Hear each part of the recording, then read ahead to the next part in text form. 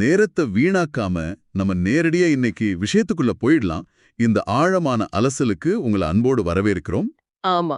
நீங்க ஒரு தீவிரமான போட்டித் தேர்வரா இருந்தா, குறிப்பா டிஎன்பிஎஸ்சி தேர்வுக்கு தயாராயிட்டு இருக்கீங்கன்னா, இன்னைக்கு நாம பேசப் போற தலைப்பு உங்களுக்கு ரொம்பவே முக்கியமான ஒண்ணு. கண்டிப்பா. TNPSC with ராமெக்ஸ்.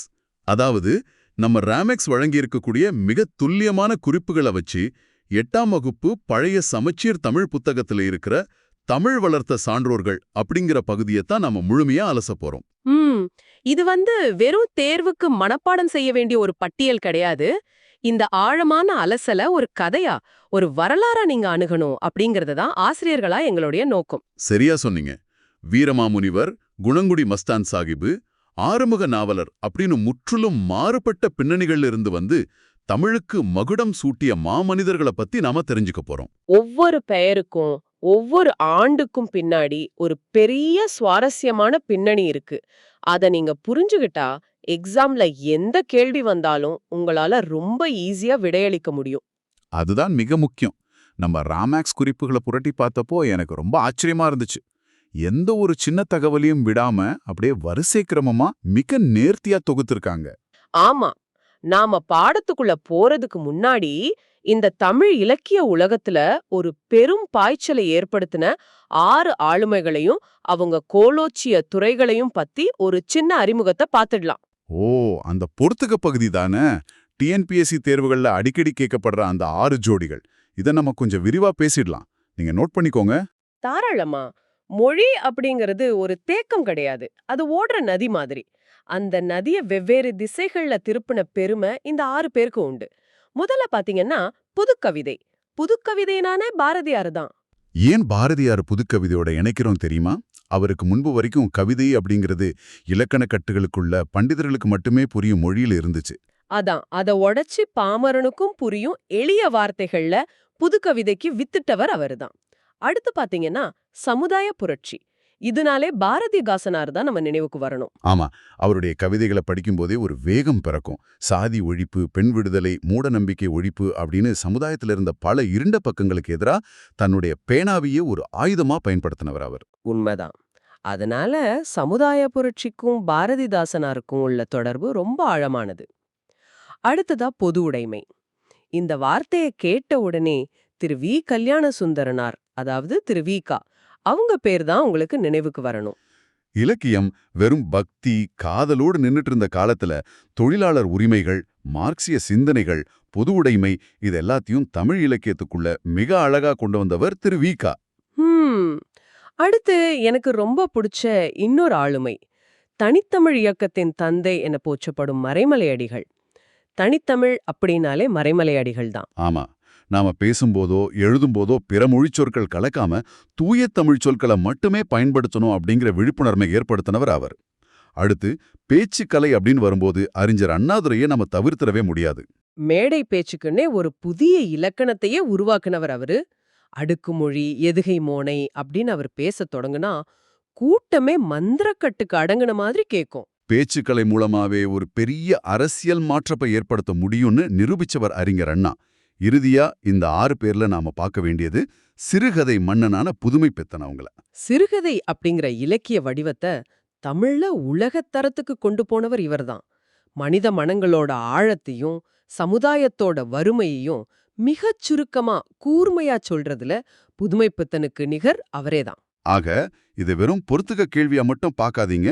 நான் திரும்பவும் சொல்றேன், புது கவிதைக்கு பாரதியார், சமுதாய புரட்சிக்கு பாரதிதாசனார், பொதுவுடைமைக்கு திரு வி. கல்யாண சுந்தரனார், தனித்தமிழுக்கு மறைமலையடிகள், பேச்சுக்கலைக்கு அறிஞர் அண்ணாதுரை, சிறுகதைக்கு புதுமை பித்தன். இந்த 6 இணைப்புகளும் ரொம்ப ரொம்ப முக்கியம்.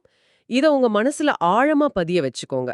சரி, இப்ப நம்ம முதன்மை பகுதிக்குள்ள நுழைவோம். நாம பார்க்க போற முதல் சான்றோர் வீரமாமுனிவர்.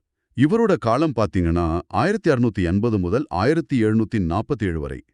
இவரை பத்தி படிக்கும்போது எனக்கு ரொம்ப வியப்பா இருந்த ஒரு விஷயம் இவரோட பின்புலம் தான். ஆமா, இத்தாலி நாட்டுல பிறந்த இவரோட இயற்பெயர் கான்ஸ்டான்டின் ஜோசப் பெஸ்கி. இத்தாலியில பிறந்த ஒருத்தர் எப்படி தமிழ் முனிவரா மாறினார் அப்படிங்கிறது ஒரு அற்புதமான பயணம் இல்லையா? ஒரு மிகச்சிறந்த வரலாற்று பதிவு இது. அவர் தமிழகம் வரும்போது அவருக்கு வயசு என்ன தெரியுமா? 30 வயசு. தன்னோட 30வது வயசுல தான் சமயத் திருப்பணி ஆற்றுவதற்காக அவர் தமிழகம் வர்றாரு. ஒரு புதிய நிலம், முற்றிலும் மாறுபட்ட ஒரு கலாச்சாரம், புதிய மொழி. ஆனா அவர் அந்த மொழிய வெறும் தகவல் தொடர்புக்கு மட்டும் பயன்படுத்த நினைக்கல.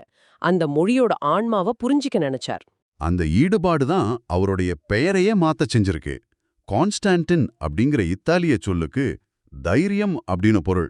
அதனால ஆரம்பத்துல தன்னுடைய பெயரை தைரியநாதர் அப்படின்னு மாத்திக்கிட்டாரு.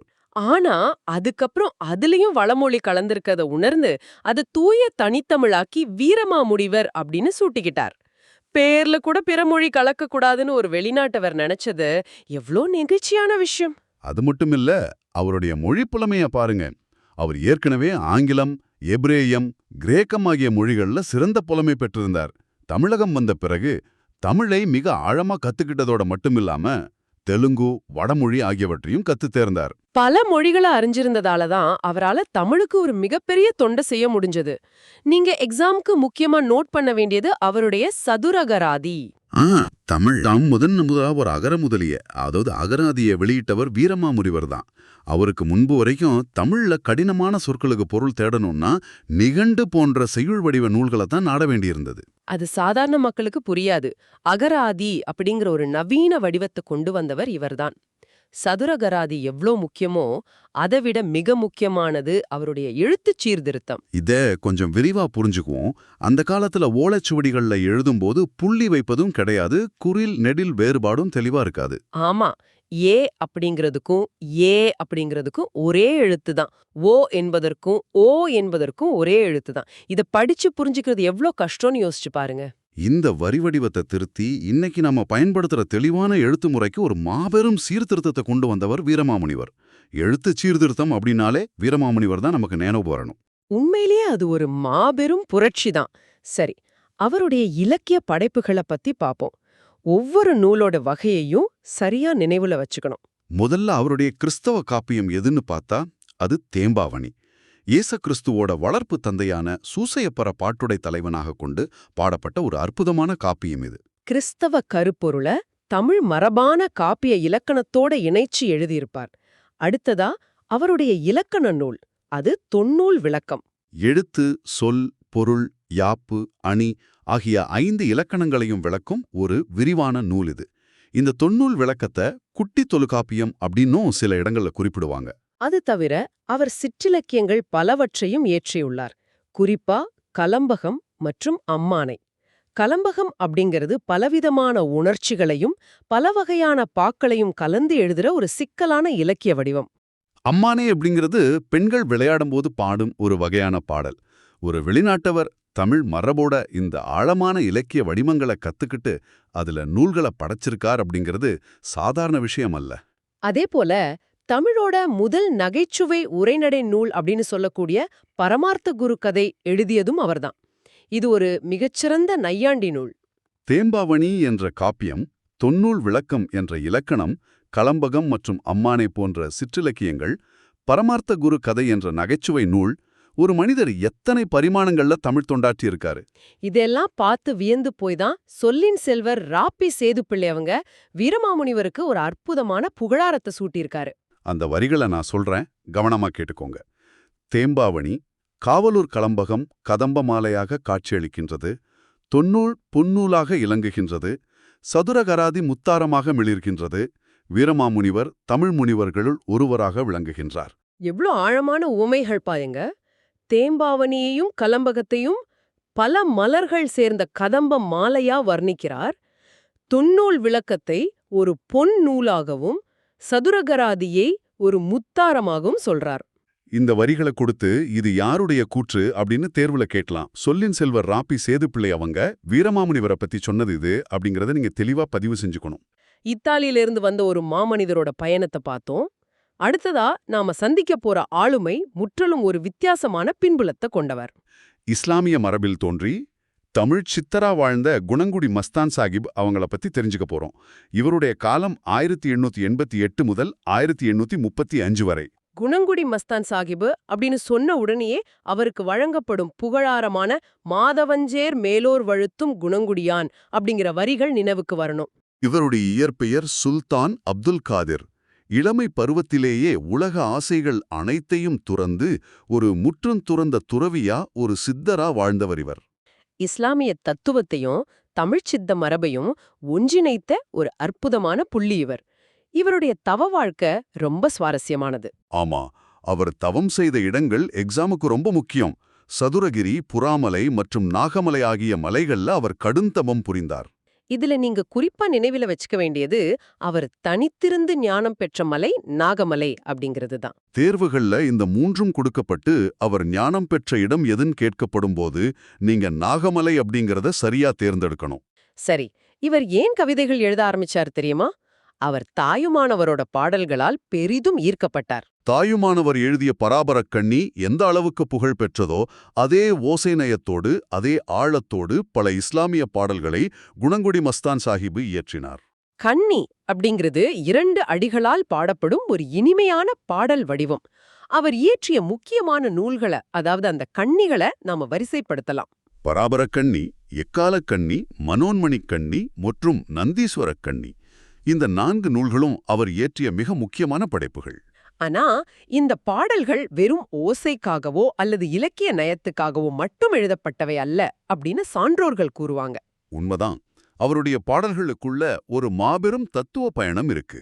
அவருடைய பாடல்களின் பொருள் 7 நிலைகளை கடந்து செல்வதா அறிஞர்கள் சொல்றாங்க. அந்த 7 நிலைகள் என்னென்ன தெரியுமா? ஒரு குருவை தேடி கண்டுபிடிக்கிற குருநிலை, பிறகு அவர் செய்யும் தவநிலை, உலகப் பற்றுகளை நீக்கும் துறவு நிலை, தன்னைத்தானே கட்டுப்படுத்தும் நியமநிலை, இறைவனை உணரும் காட்சி நிலை, அதில் ஒன்றிப்போகும் தியான நிலை மற்றும் இறுதியாக இறைவனோடு இரண்டர கலக்கும் சமாதி நிலை. மனித ஆன்மாவோட பரிணாம வளர்ச்சிய எவ்ளோ அழகா இந்த 7 நிலைகள்ல சொல்லியிருக்கார் பாருங்க. இந்த நிலைகளோட மையக்கருத்து என்னன்னா, உலகத்தோட நிலையற்ற தன்மையை மனிதர்களுக்கு உணர்த்துவது மற்றும் அழியா பேரின்பப் பெருவாழ்வுக்கு அவங்கள அழைச்சு செல்வதுதான். குணங்குடி மஸ்தான் சாஹிப பத்தி படிக்கும்போது மத நல்லிணக்கத்துக்கு மிகச்சிறந்த ஒரு எடுத்துக்காட்டா விளங்கும் ஒரு நிகழ்வையும் நாம பார்க்கணும். அவர் திருத்தணி சரவணப் பெருமாள் மீது கொண்ட அளவற்ற பற்றினால் அவர் மீது நான்மணி மாலை ஒன்றனை பாடியுள்ளார். ஒரு இஸ்லாமிய சித்தர் திருத்தணி முருகனின் பக்தரான சரவண பெருமாள் மீது ஒரு சிறந்த சிற்றிலக்கியத்தை பாடியிருக்கார் அப்படிங்கிறது எப்பேற்பட்ட ஒரு விஷயம். அந்த நான்மணி மாலையில் இடம்பெற்றுள்ள ஒரு வரி பல போட்டித் தேர்வுகள்ல திரும்ப திரும்ப கேட்கப்படும் ஒரு வரியாகும். அதை நீங்கள் கட்டாயம் குறிச்சு வச்சுக்கணும். அந்த வரி என்னன்னா, மடல் சூழ் புவியில் உளத்திருளை கடையுண்டு என உரைப்பார் தமிழுலகில் இல்லை. இந்த உலகத்துல உள்ள மனிதர்களின் மன இருளை நீக்கக்கூடியது தமிழன்றி வேறில்லை அப்படிங்கிறத எவ்வளவு ஆணித்தரமா பதிவு செஞ்சிருக்கார். இந்த வரி யாருடையதுன்னு கேட்டா குணங்குடி மஸ்தான் சாஹிப் அப்படின்னும், எந்த நூல்ல இடம் பெற்றுள்ளதுன்னு கேட்டா நான்மணி மாலை அப்படின்னும் நீங்க தயக்கமின்றி விடையளிக்கணும். அருமை. இப்போ நாம நமது 3ஆவதும் இறுதியுமான சான்றோரை பத்தி பார்க்க போறோம். இலங்கையில் யாழ்ப்பாணம் அருகே உள்ள நல்லூர் என்ற ஊரில் பிறந்தவர் ஆறுமுக நாவலர். இவருடைய இயற்பெயர் ஆறுமுகனார். இளம் வயதிலேயே சைவ சித்தாந்த நூல்களையும் 12 திருமுறைகளையும் மிக ஆழமாக கற்றவர் இவர். அது மட்டும் இல்லாம தமிழ் மற்றும் ஆங்கிலம் என 2 மொழிகளிலும் மிக சிறந்த புலமை பெற்றிருந்தார். தன்னுடைய இந்த அபாரமான அறிவாற்றலால் அவர் ஆசிரியராகவும் பணியாற்றியிருக்கார். இவருடைய இயற்பெயர் ஆறுமுகனார் அப்படின்னு பார்த்தோம். பிறகு எப்படி ஆறுமுக நாவலர் என்ற பெயர் நிலைத்து நின்றது? இவருக்கு அந்த நாவலர் என்ற பட்டத்தை வழங்கியது யார் அப்படிங்கிறது ஒரு முக்கியமான கேள்வி. திருவாவடுதுறை ஆதீனம்தான் இவருக்கு நாவலர் பட்டத்தை வழங்கியது. நாவலர் அப்படின்னா நாவல்மை மிக்கவர், அதாவது சிறந்த பேச்சாளர் அப்படின்னு பொருள். அவருடைய சொற்பொழிவு திறனையும் வாக்கு வன்மையையும் கண்டு வியந்துதான் இந்த கௌரவம் அவருக்கு அளிக்கப்பட்டது. எவ்வளவு கடினமான பொருளையும் மிக எளிதா விளக்கும் அவருடைய ஆளுமை அது. ஆறுமுக நாவலர் அப்படின்னாலே பலருக்கும் நினைவுக்கு வர்றது அவருடைய உரைநடை தொண்டுதான். அவருக்கு முன்பு வரை தமிழ் இலக்கியம் அப்படிங்கிறது பெரும்பாலும் செய்யுள் வடிவத்துல தான் இருந்துச்சு. பண்டிதர்கள் மட்டுமே படித்து புரிந்து கொள்ளும் நிலையில தான் தமிழ் இருந்தது. அந்த நிலையை மாற்றி இலக்கண வழுவற்ற தூய்மையான எளிய தமிழ் உரைநடைய முதன்முதலில் கையாண்டு தமிழை சாதாரண மக்களுக்கும் கொண்டு சேர்த்தவர் இவரே. இதனாலதான் இவருடைய உரைநடை திறனை பாராட்டி பரிதிமார் கலைஞர் இவரை மிகச் சிறந்த ஒரு பட்டப்பெயரால் அழைத்தார். இது டிஎன்பிஎஸ்சி தேர்வுகள்ல முந்தைய ஆண்டுகள்ல பலமுறை கேட்கப்பட்ட கேள்வி. பரிதிமார் கலைஞர் இவரை எவ்வாறு போற்றினார் தெரியுமா? வசன நடை கைவந்த வல்லாளர், ஆறுமுக நாவலரை பற்றி எந்த கேள்வி வந்தாலும் வசன நடை கைவந்த வல்லாளர் என்ற இந்த சொற்றொடர் உங்க கண்முன் வரணும். அடுத்ததா ஆறுமுக நாவலரின் அச்சுக்கூடமும் அவருடைய இலக்கிய பணிகளும் மிக முக்கியமானவை. அவர் பல பழமையான ஓலைச்சுவடிகளை தேடி பிடிச்சு அவற்றின் நூல்களாக பதிப்பிக்கும் மாபெரும் பணியை செய்தார். அதற்காக சென்னையிலேயே சொந்தமா ஒரு அச்சுக்கூடத்தை அவர் அமைத்தார். அந்த காலத்துல அச்சுக்கூடம் அமைச்சு புத்தகங்கள் வெளியிடுவது அப்படிங்கிறது எவ்வளவு கடினமான பணி அப்படிங்கறத நீங்க யோசிச்சு பார்க்கணும். அந்த அச்சுக்கூடம் மூலமா அவர் பல அரிய தமிழ் நூல்களை பதிப்பித்தார். பாரதம், பெரிய புராணம், கந்த புராணம் மற்றும் பரிமேலழகர் உரையுடன் கூடிய திருக்குறள். இந்த பெருநூல்களை எந்த ஒரு பிழையுமின்றி அவற்றின் தரம் சற்றும் குறையாமல் அச்சிட்டு வெளியிட்ட பெருமை அவரே சாரும். சிறந்த பதிப்பாசிரியரா மட்டுமல்லாம தமிழ் இலக்கணம் கற்பதற்காகவே பல நூல்களை அவரே எழுதியும் வெளியிட்டார். அவர் வெளியிட்ட 6 இலக்கண நூல்கள் மிகவும் பிரசித்தி பெற்றவை. அவை என்னென்ன அப்படின்னு வரிசையா பார்ப்போம். 1 இலக்கண வினாவிடை, 2 இலக்கணச் சுருக்கம் நன்னூல், 3 நன்னூல் விருத்தியுரை, 4 நன்னூல் காண்டிக்கையுரை, 5 இலக்கண கொத்து, 6 இலக்கணச் சூறாவளி. இந்த 6 இலக்கண நூல்களையும் அவர் தமிழுக்கு கொடையாக வழங்கியுள்ளார். இலக்கண நூல்களை பெரியவங்களுக்காக எழுதுனதோட அவர் நிறுத்திக்கல. கல்வி பணியில அவருக்கு இருந்த ஈடுபாட்டின் காரணமா பள்ளி செல்லும் சிறு குழந்தைகளுக்காகவும் அவர் சிந்திச்சிருக்காரு. முதல் வகுப்பு முதல் 4ஆம் வகுப்பு வரை உள்ள பள்ளி மாணவர்களுக்கு பயன்படும் வகையில் பாலப்பாடங்களை அவர் எழுதி அச்சிட்டார். கல்வியோட எடித்தளமே சிறுவயதில தான் தடங்குது அப்படிங்கிறத அன்றைக்கே உணர்ந்த ஒரு தொலைநோக்கு சிந்தனையாளர் ஆறுமுக நாவலர். நாம இப்போ இந்த பதிவோட இறுதிப் பகுதிக்கு வந்துட்டோம். இத்தாலியில் பிறந்த வீரமாமுனிவர், இஸ்லாமிய மரபில் வந்த குணங்குடி மஸ்தான் சாஹிபு, இலங்கையில் பிறந்த சைவ அறிஞர் ஆறுமுக நாவலர் என 3 மாபெரும் சான்றோர்களின் தமிழ்த் தொண்டினை பத்தி மிக விரிவா பார்த்துட்டோம். இந்த 3 ஆளுமைகளின் வாழ்க்கையும் நமக்கு உணர்த்துவது என்ன? உலகம் யாவையும் தாமுளவாக்கி என்ற தமிழரின் உயர்ந்த சிந்தனையையும், யாதும் ஊரே யாவரும் கேளீர் என்ற கணியன் பூங்குன்றனாரின் உலகளாவிய சமத்துவக் கொள்கையையும் தான். இவங்க தங்களது வாழ்வின் மூலமோ தமிழ்த்தொண்டின் மூலமோ இத நிரூபிச்சு காட்டியிருக்காங்க. இத்தகைய உலகளாவிய சிறப்பு பெற்ற தமிழ் மொழியின் பெருமையை உணர்ந்து இளைய தலைமுறையினரான நீங்க தமிழ் வளர்ச்சிக்கு தொடர்ந்து பாடுபடணும். ஒரு தேர்வரா இந்த தகவல்களை நீங்க எப்படி பயன்படுத்தணும்? இந்த ஆழமான அலசல்ல நாம விவாதித்த ஒவ்வொரு சான்றோரின் இயற்பெயர்கள், பட்டங்கள், நூல்கள், மலைகள் என அனைத்தையும் திரும்ப திரும்ப படிச்சு மனசுல பதிய வச்சுக்கோங்க. உங்களுக்கு மேலும் பல விரிவான குறிப்புகள், வீடியோக்கள் தேவைப்பட்டா டெலிகிராம்ல TNPSC வித் ராமேக்ஸ் சேனல்ல இணைஞ்சுக்கோங்க. தேர்வுக்கு படிக்கும்போது இந்த தகவல்களை வெறுமனே மனப்பாடம் செய்யாம வரலாற்றை புரிஞ்சுகிட்டு படிச்சா அது ஒருபோதும் மறக்காது. இதை ஒரு தேர்வா மட்டும் பார்க்காம ஒரு மிகப்பெரிய சிந்தனையோடு இந்த ஆழமான அலசலை நாம நிறைவு செய்வோம். சற்று யோசிச்சு பாருங்க. இத்தாலியிலிருந்து வந்த ஒரு கிறிஸ்தவ பாதிரியார், ஒரு இஸ்லாமிய சித்தர் மற்றும் இலங்கையைச் சேர்ந்த ஒரு சைவ அறிஞர். முற்றிலுமா வேறுபட்ட நாடுகள், வேறுபட்ட மதங்கள், வேறுபட்ட கலாச்சார பின்னணிகள். ஆனா எந்த ஒரு புள்ளில இவங்க மூவரும் ஒன்றா இணையறாங்க. அந்த புள்ளிதான் தமிழ் மொழி. மதம், நாடு, எல்லைகள், கடல் ஆகிய அனைத்தையும் தாண்டி மனிதர்களை ஒன்றிணைக்கும் மாபெரும் சக்தியா ஒரு மொழி எவ்வாறு மாறுது அப்படிங்கிறத சற்று ஆழமா சிந்திச்சு பாருங்க. மீண்டும் மற்றொரு சுவாரஸ்யமான ஆழமான அலசல்ல சந்திப்போம். தொடர்ந்து படியுங்கள். வெற்றி உங்கள் வசப்படட்டும்.